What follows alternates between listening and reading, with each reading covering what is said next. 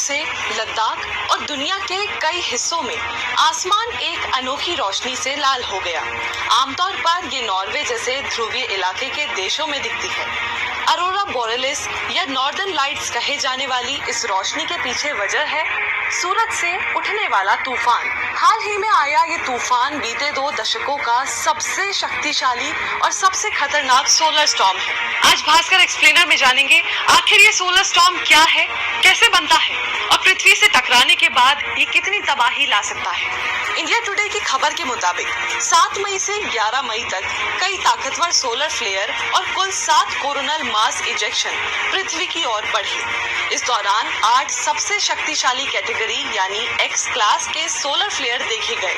ये solar flare sunspot AR3664 में हुए विस्फोट से पैदा हुए थे। ये सनस्पॉट पृथ्वी से 15 गुना ज्यादा चौड़ा है, जिसे बिना किसी लेंस के देखा जा सकता है।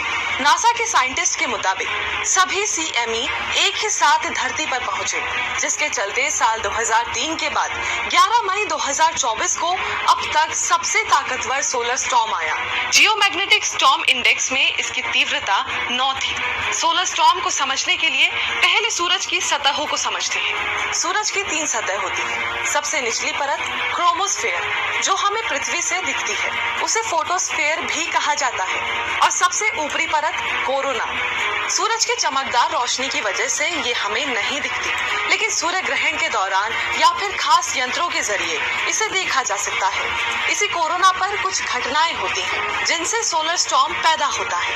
इसके अलावा सूरज पर 4 तरह की मेन एक्टिविटीज देखने को मिलती है, जिसकी वजह से कोरोनल मास इजेक्शन होता है। सोलर प्रोमिनेंस, ये फोटोस्फेयर से शुरू होकर सूरज के बाहरी एटमॉस्फेयर यानी कोरोना तक आता है। सोलर एक्टिविटी, इसमें इलेक्ट्रिकली चार्ज्ड गैसेस रहती हैं, जो मैग्नेटिक फील्ड बनाती हैं, लेकिन ये चुंबक नहीं होती, बल्कि लगातार इधर उधर मूव करती हैं। इस गति को ही सोलर एक्टिविटी कहा जाता है।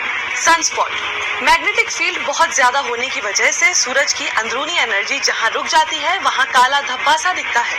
इसे सनस्पॉट कहा जाता है। सोलर फ्लेयर, सनस्पॉट्स के आसपास मैग्नेटिक फील्ड लाइंस के आपस में उलझने, एक दूसरे को क्रॉस करने या फिर आपस में मिलने के कारण अचानक भयंकर विस्फोट होता है। इस विस्फोट को ही सोलर फ्लेयर कहते हैं। लेकिन कोरोनल मास इजेक्शन और सोलर फ्लेयर 2 अलग अलग चीजें हैं। सूरज के कोरोना लेयर से किसी चीज का बाहर आना कोरोनल मास इजेक्शन कहलाता है।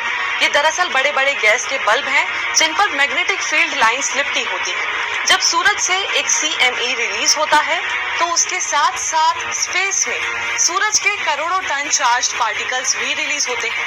ये पार्टिकल्स 30 लाख किलोमीटर प्रति घंटा की गति से चलते हैं। अगर इन कणों की दिशा पृथ्वी की तरफ है, तो पृथ्वी पर जियोमैग्नेटिक स्टॉर्म आ सकते हैं। इस जियोमैग्नेटिक स्टॉर्म को ही दूसरे शब्दों में सोलर स्टॉर्म कहते हैं। नासा के मुताबिक जब CME के चार्ज पार्टिकल्स पृथ्वी से टकराते हैं, तो इलेक्ट्रिक करंट पैदा हो सकता है। इससे बिजली की सप्लाई ठप हो सकती है और इलेक्ट्रॉनिक गैजेट्स काम करना बंद कर सकते हैं। इसके अलावा वायरलेस कम्युनिकेशन, GPS और mobile phone services, airlines, radio और ड्रोन कंट्रोल करने वाली मशीनों के ऑपरेशन में दिक्कत आ सकती है। हालांकि सोलर स्टॉर्म को लेकर अभी डिटेल्ड और एक्यूरेट इंफॉर्मेशन वैज्ञानिकों के पास भी नहीं है। सोलर स्टॉर्म को लेकर अमेरिका के स्पेस वेदर प्रेडिक्शन सेंटर ने पूरी दुनिया के लिए अलर्ट जारी किया है, जिसके बाद ध्रुवीय इलाकों में बर्फ की चादरों की स्टडी करने वाले नासा के मिशन ICESat-2 सहित कई बड़े मिशन अलर्ट पर आ गए। SpaceX ने अपने स्टारलिंक सैटेलाइट्स को बचाने के लिए उपाय करने शुरू कर दिए। भारत के 50 सैटेलाइट्स को बचाने के लिए इसरो की मास्टर कंट्रोल फैसिलिटी भी हरकत में आई। हालांकि नासा का कहना है कि तूफान की वजह बनने वाला मेगा सनस्पॉट अब सूरज के दूसरी तरफ है और पृथ्वी सुरक्षित है। आज भास्कर एक्सप्लेनर में इतना ही।